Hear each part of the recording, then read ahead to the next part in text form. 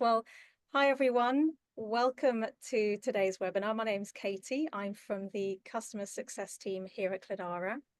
And today I'm going to be your host today. We're going to be talking about compliance. Compliance is a really broad subject, right? It touches many business processes, but ultimately comes down to security and ensuring that you have the processes and procedures in place to kind of protect the business, protect your data. So it's really important to get right. With us today to share her insights and experience in this area is Emma Jackson. Emma is a seasoned security professional. She is currently the Principal Compliance Officer at TheyDo and has a wealth of experience in security, compliance, the legal frameworks for SaaS startups. She leads strategic compliance initiatives, ensuring adherence to international standards like ISO 27001 and SOC 2. And Emma really excels at guiding organizations through this kind of regulatory landscape, right? And managing that risk, fostering trust with clients, and really leveraging a collaborative and solutions-focused approach. So we're really excited to have her with us today. How are you today, Emma? I'm good, Katie. Thank you for having me. And also with me here today, we have Juliana Cabeza. She's one of our amazing customer success managers and my co-host today. How are you today, Juli? Great, thanks, Katie. I'm excited to dive into this topic.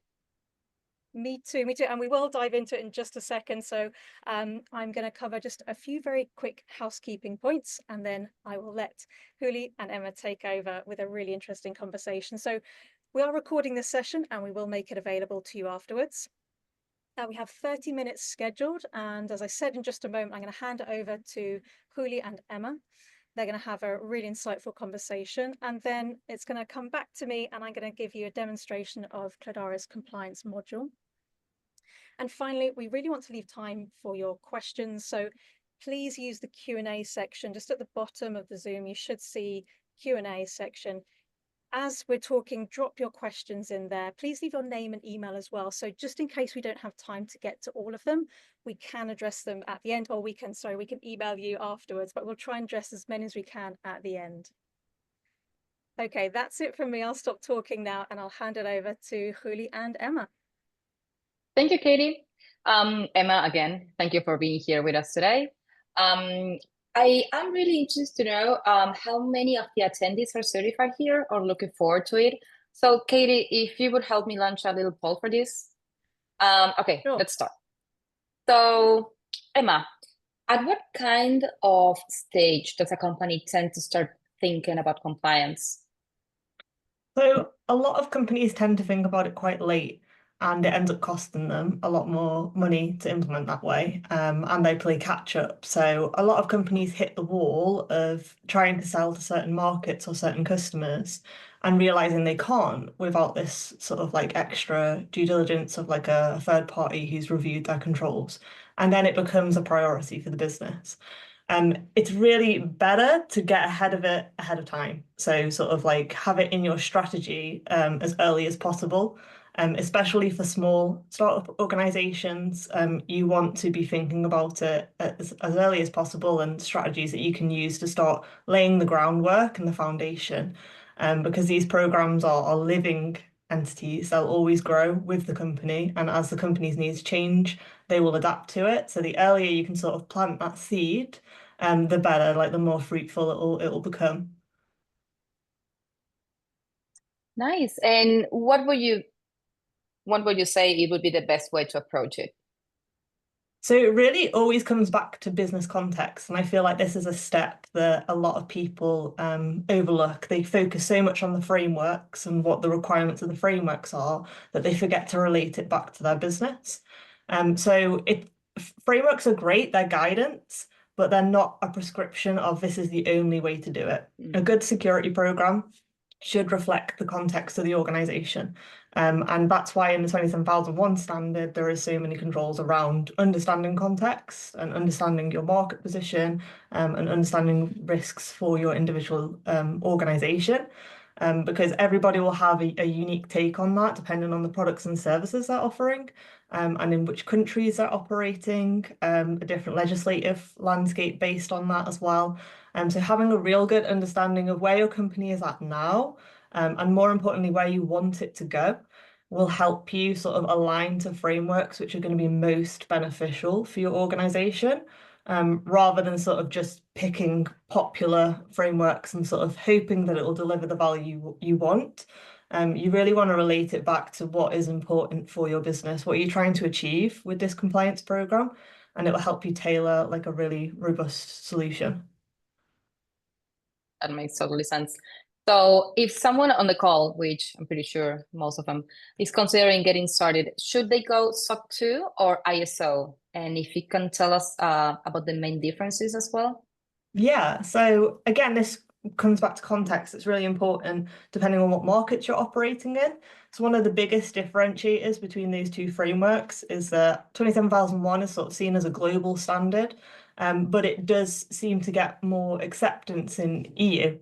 Whereas SOC 2, which is a newer standard, is obviously a US-based standard. So a lot of US vendors are really heavy on it and they like to use that standard. It's also one of the standards that's specifically created for SaaS.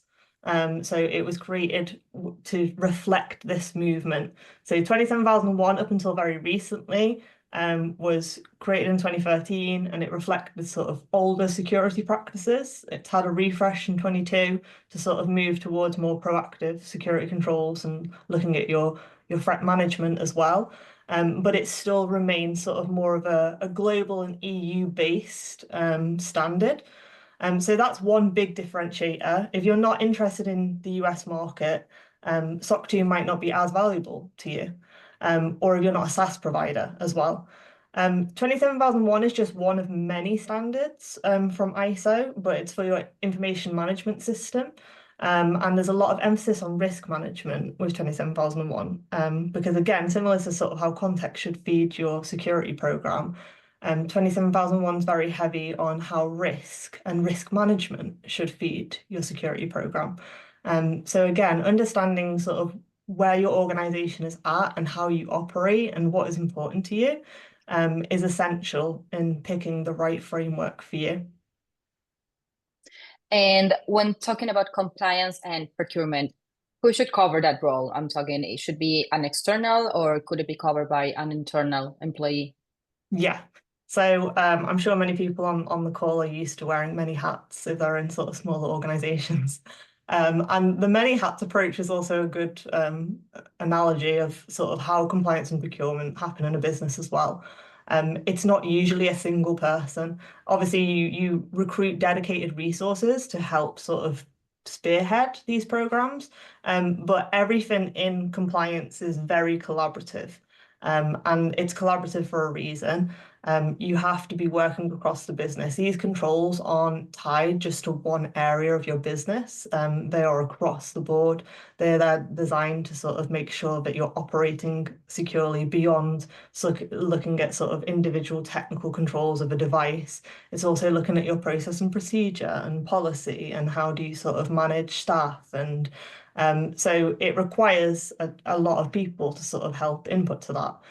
Obviously, when you're early on in your journey, you've got to make this decision of like, well, so I want to start investing in it. How do I go about doing that? And there are like a few options. So you can go an external route. So if you don't have the funding right now to sort of invest in like an individual dedicated resource, consultants are a great option.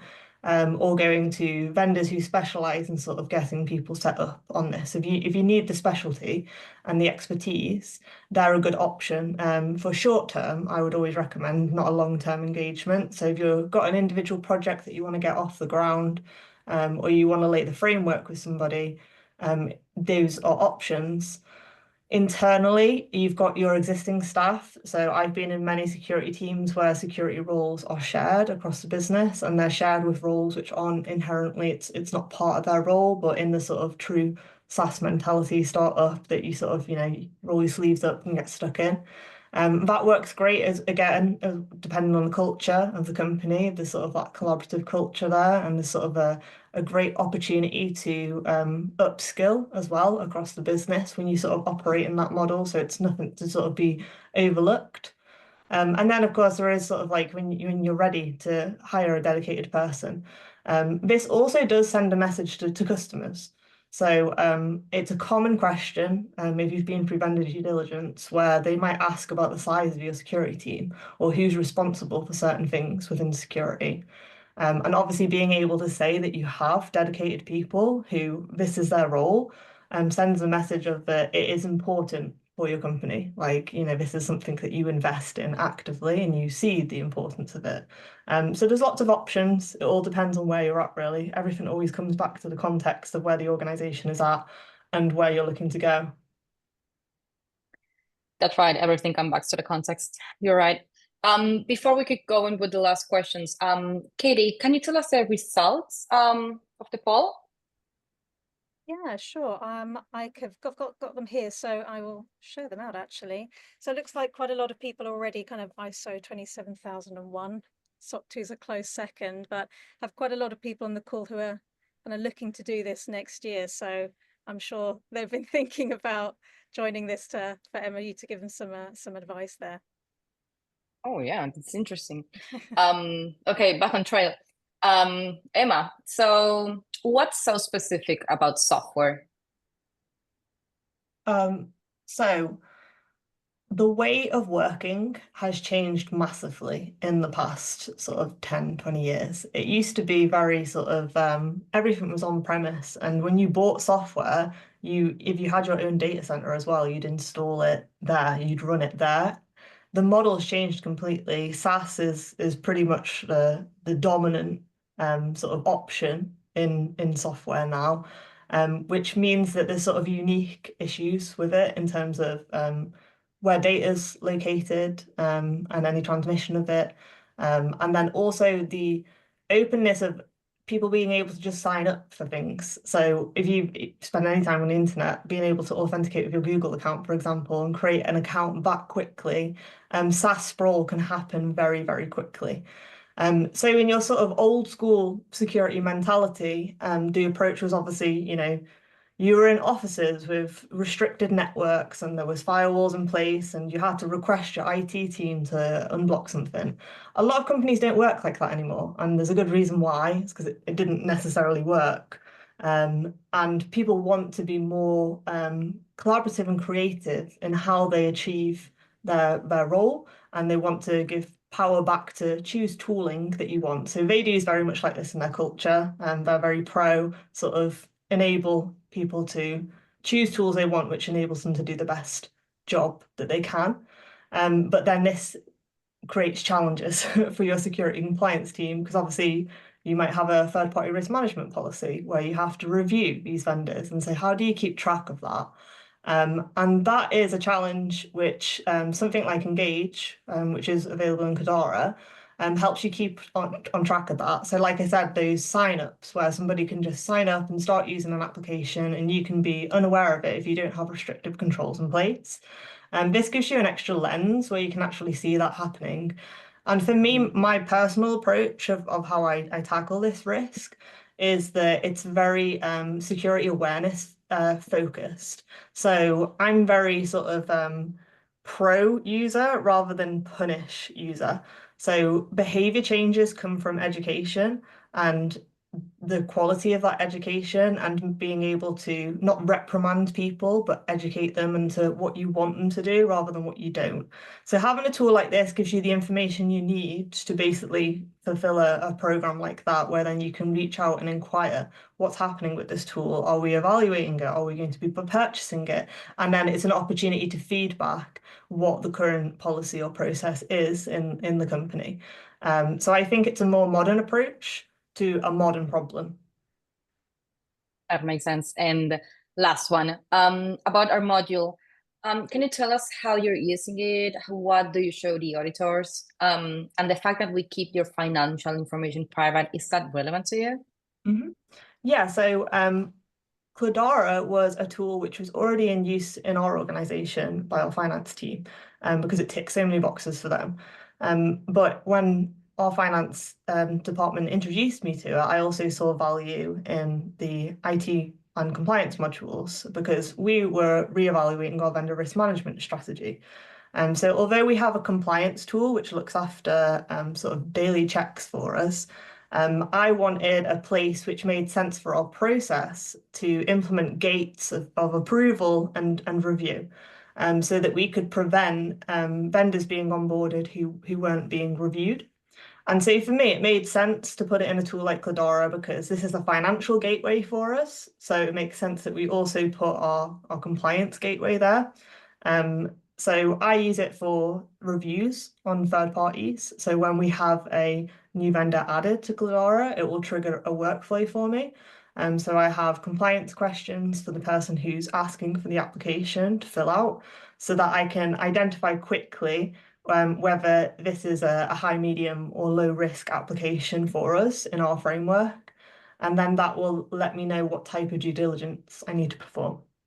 And so then due diligence information stays within Cledara. So when we come for audit, I can give them the vendor list so I can export the applications that we have in Cledara. And then when they do their sample selection from that list, I can then go into that vendor and show them the due diligence information that was gathered for them. And including things like the dates, which are really relevant for audit, especially if you're in for SOC 2, it's what happens within a certain period. So I'm able to narrow that down for them and produce the evidence which is relevant for them. I'm also able to use Engage from a proactive point of view, so I can sort of see any changes in user behavior and whether there's any new applications which are being onboarded, which we're not aware of, so I can reach out to those users and start that conversation. That's very interesting what you've mentioned, Emma. I'm sure that everyone here is grateful for sharing your experience and observations with us. What I'll do now is hand it over to Katie so she can show you some features that will help you to improve your compliance management in Cledara. So Katie, all yours. Thank you so much. And that was really interesting, Emma. Thank you so much. And actually what I'm going to do now is kind of show you kind of a little bit what Emma touched on just now, is how to implement that within your business and in Cledara. Can everyone see my screen okay? Is it kind of just showing the Cledara screen? Yes, it is. Perfect. Just double check. Okay. So I want to start off with kind of, Emma, you mentioned kind of a gateway and a procurement process to kind of bring third-party vendors on board. So let me show you really simply how that works in Cledara. So first of all, Cledara is a really safe tool to let everybody join. So I'm in the admin view right now. Of course, I'm seeing kind of some payment information, etc. But the user view is really stripped back. They're just going to be able to see this list of applications as your software directory. So first of all, the part of your policy or process for procurement can be to log into Cledara, check this list, make sure you're not duplicating anything, and then they can simply start the process to add a new application. Now, many of you in the call today can see we've got lots of customers will know this process very well. You choose the name of the software, you put the reason why you're buying this, you select the team it's going to sit under, and you're going to enter your budget details. Now, the piece that Emma was talking about just now, if we scroll down past all the budget information, which is probably what you're used to seeing, we've got these additional questions, these questions that are coming into that procurement flow. You can customize this with Cledara's compliance module. Some common questions might be, what kind of data this third party is using? Is it going to be customer data or is it going to be internal? Maybe there's, as you see, some questions there about what kind of assessment has already been done about that vendor. So you can see how you can build that in to the request process. So both finance and IT or compliance, whoever's wearing that hat, will have that information. So once they've filled this out, as many of you will already know, we have an approval process as well. So just by clicking that button, add application, doesn't mean they're going to get that application and a card to pay for it.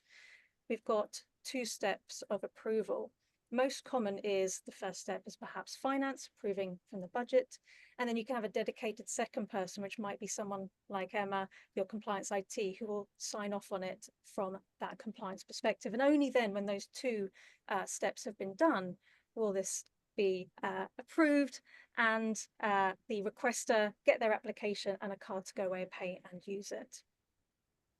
So that's all about the kind of that gateway, that compliance kind of process. When it comes to showing the due diligence around the pieces of process that you've set up. So Emma, you mentioned Cledara is a great place to come in, and you've got your list of vendors here. You can very easily demonstrate that when an auditor asks for it. So we can go a step further, and not only have you got your list of vendors here, but if I kind of go into this one here, Adobe, with the compliance module, each application will get its own compliance section. And under here is a more complete area that you can fill in. There's 4 main areas: business case, details of the product and service. Really probably important one here, right? The risk assessment. I know that's pretty key. Emma, you mentioned that being something that will an auditor would ask to see. Contract review, and there is a 5th one that will open up the exit plan. If the risk assessment comes out high, you need to have a plan to how, what will we do to mitigate anything, or what's the exit plan? In Cledara, we've kind of given you a basic framework that you can come in, and as you can see, you can edit it straight here in Cledara. If I come back to the overview, you might need to delegate this out. This might not be appropriate for you to fill in. There might be someone else. This can even be an external person. For example, the security review could be something you send to a supplier. You can put their email in here. They don't get access to Cledara. They're only going to get this form to fill in, and they'll be able to fill it in, and you'll see the results here in Cledara. So you don't need to send off an old Excel, get it back, copy and paste it in. You can add this to the register, and obviously all this is going to be exportable. So this is at an application level, right? Here's that due diligence. Here's that proof that you'd show about this particular vendor. But this all flows into the compliance management module. So here there's going to be a list of all the vendors, all your applications, the status of that compliance review. Quick overview on this card over on the right here. Some key dates, and Emma, you mentioned some key dates. Dates are important here. The last audit, next audit date that you can fill in here, and some key information. Of course, you can look at it in a table form and export all this information as well, so ready for that audit. I just want to dive into the compliance piece a little bit more, how you can tailor it. So you saw the questionnaires already built, so they're all there for you, or you can come in, you can disable all our default questions, and you can build your own from scratch. Simply, you're going to add a new question. There's lots of flexibility around the question type. You might want it to be, as you can see, a file upload, maybe it's a link out to their T's and C's, etc. And you can add some logic as well, right? You may only want certain questions to display if certain questions are answered. If they're using customer data, perhaps there's more questions that you ask than if they're not. So you can build that logic in there as well. Just quickly on this settings piece, this is where you're going to build that procurement form. So any of the questions that you've set up in your forms, you will edit the form and you pull them in here. And these are the ones that will show in that add application flow that I showed you at the beginning. So you can decide which questions you pull in, and they will show under that vendor's compliance review. And of course, there's a very crucial box here. We added this recently after feedback. You might have seen in that form, it said, do you want to answer the compliance questions, yes or no? You can make it mandatory. So yes, they do have to answer it before they can submit that form. So you have some control there and make sure you get all the answers you need.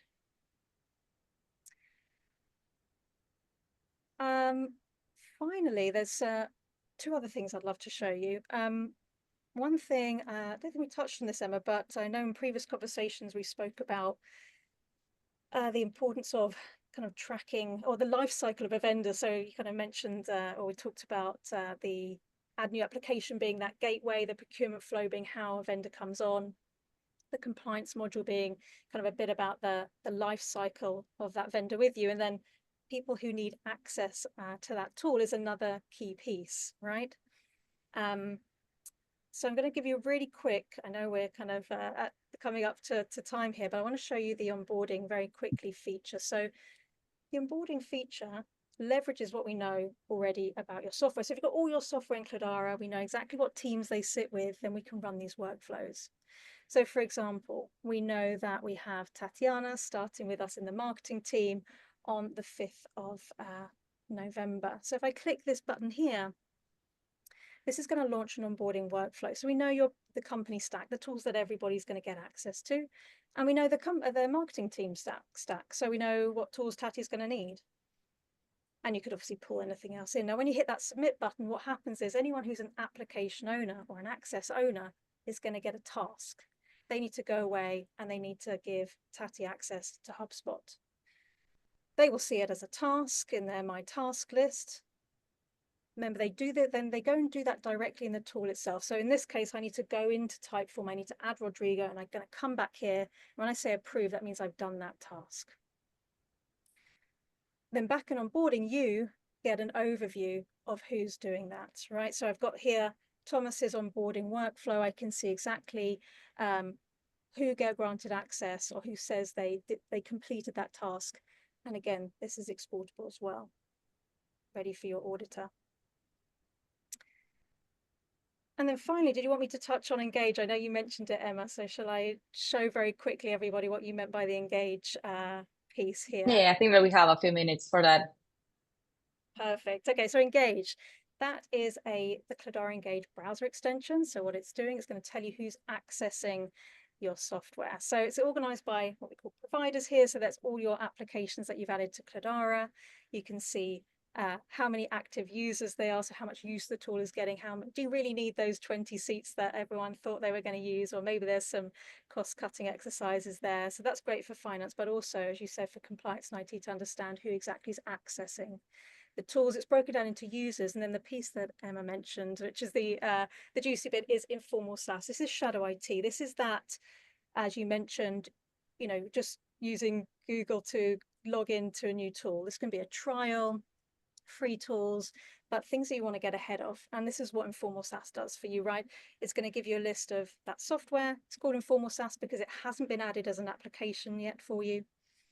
And it's about having that conversation. I think we, you know, talk about kind of company culture a little bit, Emma. And it's perfectly fine to go up to Gerard and ask, hey, what's 3CX, why are we using it, what kind of data is being shared, right? And find out what that tool is, how it's being used. And hey, you can even add it as an application straight from here. Even if it's a free tool, just check this box here, get it added to your list of applications, list of vendors, so it can be managed. Perfect, and I'll stop there. Thank you, Katie. Some questions. We do. Well, actually, before we dive into the questions, for everyone here on the call today, we have a special offer for you. So if you like what you saw and heard, and you're interested in trying our compliance and IT management module, we have a limited time offer. So you can access both modules for free for the first 4 weeks and work with a member of our team to help you set up. So if you're interested, Katie, can you help me putting a poll so that anyone's interested? That's perfect. So, okay, open the questions. We have this question from Pablo. It says, what business advice would you give to someone who's looking forward to starting with the compliance and procurement process? Emma, I think this one's for you. So will you help us with this one? Yeah, so is it business advice for starting the process of compliance or the process of procurement? Amazing. I think we have time for. Let's go Oh, for sorry. building the procurement process, kind of starting that. Yeah, so begin. I would say to start simple, so don't overcomplicate it straight away. So you can build out really complicated workflows, but you need them to be adopted in the company. So if you have nothing in place right now, just start simply with a gateway of where you'll have some form of review or approval. Keep it simple. Think about what you're most interested in. So are you most interested in tracking vendors who have access to customer data or your internal data, and build the process out from there. That will help you define what questions are relevant to ask and how much detail you want to go into. And you won't go down the rabbit hole of a very complicated third-party risk management program, which then doesn't get adopted to the company. So everything that you build, you want to be able to demonstrate value quite easily.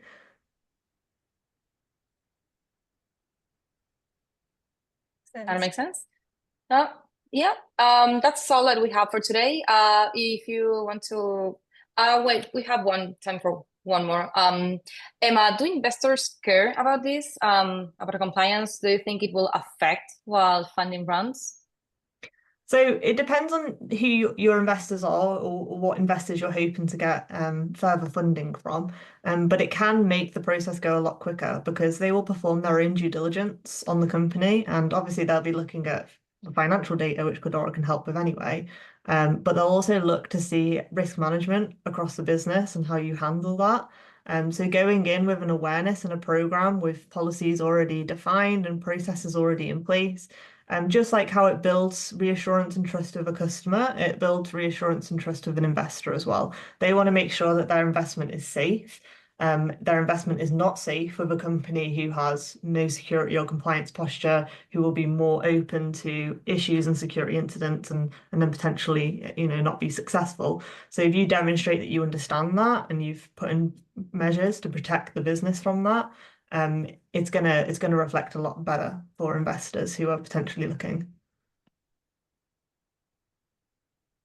Well, thank you so much, Emma. We're just over time, so we will wrap it up there for today. We do have a couple of other questions, so we will get back to you individually on those. Thank you for everyone who responded to the poll. So we will be in touch with how to kind of access the compliance and IT management modules. If you have any questions at all, you're already a customer, you want to kind of work with one of the team to kind of get your processes in place, you can contact us at success@cledara.com. Before I let everyone go, I just want to tell you about our next webinar. It's on the 20th of November. It's about SaaS spending trends in 2024, strategies for cash flow and revenue growth. I will drop the link into the chat in just a moment so you can sign up. But then all that's really left for me to say is a massive thank you to Emma for your time today. That was really, really interesting and insightful. Thank you so much to Huli as well for co-hosting today. And have a great rest of the day, everybody. We hope you found that really useful. If you've got any feedback for us, let us know. Thank you very much. Take care, everyone. Bye. Thank you, Katie. Thank you, Emma. Bye. Thanks. Bye.